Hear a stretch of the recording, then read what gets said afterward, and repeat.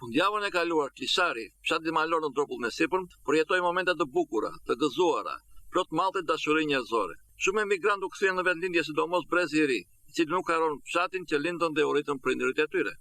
Festa e 16 e Rakis, këtu në Klishar, edhe ustallarët e Rakis i kanë ngritur kazanet e tyre.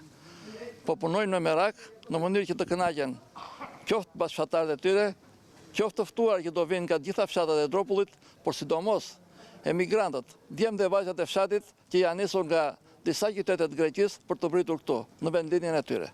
Me këtë rast, shoqata e emigrantëve të klishariotëve, jo vetëm që kultivuan traditën, por edhe promovuan kulinarinë e veçantë që e shoqëron Rakin. Festa e sotme është një festë që e bëjmë çdo vit për fshatin e për tërë Dropullin.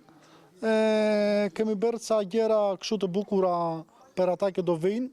Kemi raki, që është rakia e fshatit, me rushin e fshatit. Sa është interesuar rinia, Brezi i Ri për fshatin?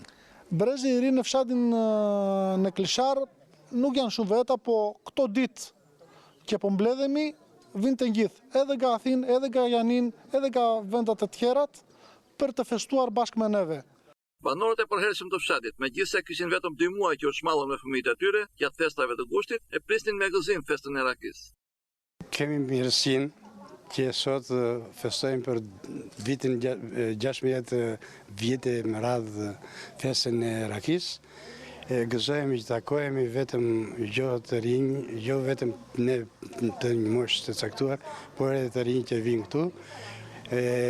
Gëzojmë që këta vllazëria e fshatit që është në Athinë ndihmon.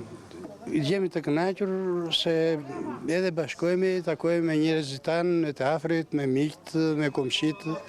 Në organizimin e kësaj feste pushteti vendor dha kontributin e tij, ndërsa vajzat e shoqatës kulturore Dropulli i dhanë shkëlqim të veçantë festës tradicionale të Rakis.